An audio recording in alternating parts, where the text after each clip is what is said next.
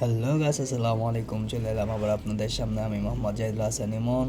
তো সবাই আশা করি ভালো আছেন। অনেক দিন পর আমি ব্লগে চলে আসছি।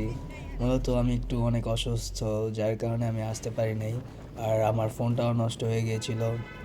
তো আমার যে আগের ফোনটা, ওটার ক্যামেরাটাও ভালো ছিল না, যার কারণে আমি একটা নতুন ফোন নিয়েছি। এখন আমি সবসময় ভিডিও করার চেষ্টা করব। তো যাই হোক, মোটামুটি আমি একটু অসুস্থ, এই কারণে একটু ডাক্তারের কাছে যাচ্ছি আর কি। জায়গাটার নাম হচ্ছে কালীগঞ্জ। তো আমি, আম্মু আর আমার ভাবি আমরা অটোতে আছি। তো যেতে যেতে আর কি কিছু ভিডিও নিয়ে নিলাম। রাস্তাগুলো এত জোস, এত সুন্দর, কি বলবো। এখন তো ধান ক্ষেতের সময়, চারদিকে অনেক সুন্দর সুন্দর ধান ক্ষেত লাগানো হচ্ছে, মানে সব সবুজে এত জোস। আর সকাল সকাল বের হয়ে গেছি আমরা, সকাল 6টার দিকে ঘুম থেকে উঠে রেডি হয়ে যদুপুর এসেছি। যদুপুর থেকে আমরা অটো নিয়ে নিয়েছি। তো ভাইয়াকে আগেই বলে রেখেছিলাম ফোন দিয়ে যে অটো রেডি করে রাখতে, আমরা সকালবেলায় চলে যাব। তো অটো আসছে, অটো দিয়ে আমরা বের হয়ে গেছি আর কি। তো অটো আমার এক মামারই, উনি নিজেই চালাচ্ছেন। তো নিজেগুলো লোক থাকলে আর কি যা হয়, খুব মজাই। তো সবাই আনন্দ করতে করতেই যাচ্ছি আর কি। তো যেতে যেতে আপনার রাস্তার ভিতরে এত জোস জোস কিছু জায়গা দেখলাম, মানে দেখলেই অনেক শান্তি লাগে। আর বিশেষ করে আমার এখন নতুন ফোন, তো ক্যামেরাটাও জোস, যার কারণে আরও সুন্দর ভিডিও নিতে পারলাম।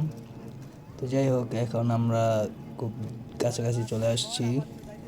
এটা হচ্ছে কালীগঞ্জ বড় বাড়ি, যেখানে আমার আর কি হোমিওপ্যাথি ওষুধ নিব।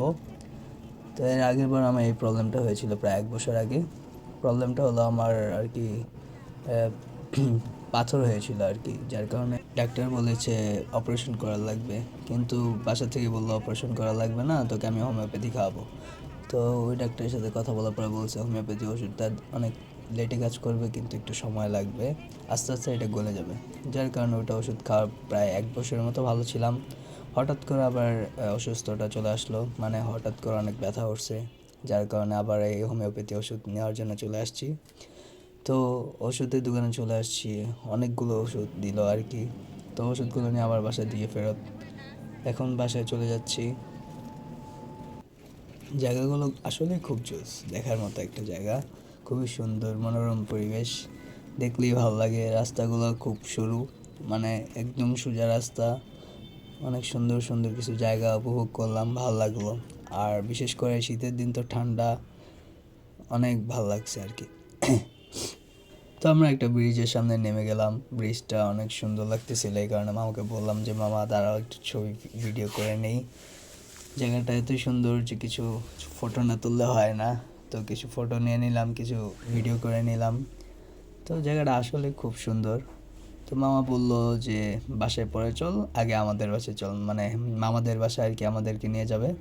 ওনাদের বাসা হয়েছে আওয়ালাপাড়া, যেটাকে বলে হাসুলিয়াপাড়া। তো তাদের বাসায় চলে আসলাম আমরা সবাই একসাথে। তো তারা বাসায় রুমে চলে গেছে, আমি একটু রাস্তায় বের হয়েছি তাদের বাসার আশেপাশটা ঘুরে দেখার জন্য। আশেপাশের জায়গাটা এত সুন্দর, ভালোই লাগতেছে। তো আপনাদেরকে একটু দেখাই, দাঁড়ান। এদিকে মনে করেন অনেক সুন্দর পারিবারিক কবরস্থান, যার যার নিজস্ব জায়গা। তো চারদিকে প্রচুর পরিমাণে গাছ, ওই যে সামনে নদী আছে, মানে খুবই শান্তি, একদম মনোরম পরিবেশ, শান্তশিষ্ট জায়গা। তো আমরা ঢাকা শহরে থাকতে থাকতে গ্রাম অঞ্চলের কথা ভুলেই গেছি। আর গ্রাম অঞ্চলে আসলে ঢাকার কথা মনেই পড়ে না, মানে এত সুন্দর, এত ভালো লাগে। তো ওই যে আমার ছোট আব্বু হামজা, দেখা যাচ্ছে ওকে, আমি একটু জুম করে দেখালাম।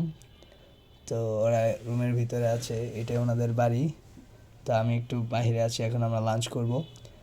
তো আমার নানু মাছ, মুরগি, ভাজি আর অনেক কিছু রান্না করেছে, আমরা খাওয়া দাওয়া করে নিলাম। অনেক সময় হয়ে গেছে, তো আমরা অলরেডি রওনা হয়ে গেছি বাসার দিকে। ভিডিওটি কেমন হয়েছে সবাই কমেন্ট করে জানাবেন, এবং কমেন্ট, সাবস্ক্রাইব, লাইক করতে ভুলবেন না। সবাই ভালো থাকবেন, সুস্থ থাকবেন, এবং আমার জন্য বেশি করে দোয়া করবেন যাতে আলহামদুলিল্লাহ আমি সুস্থ হয়ে যাই খুব দ্রুত। তো ভালো থাকবেন। আসসালামু আলাইকুম রহমতুল্লাহ।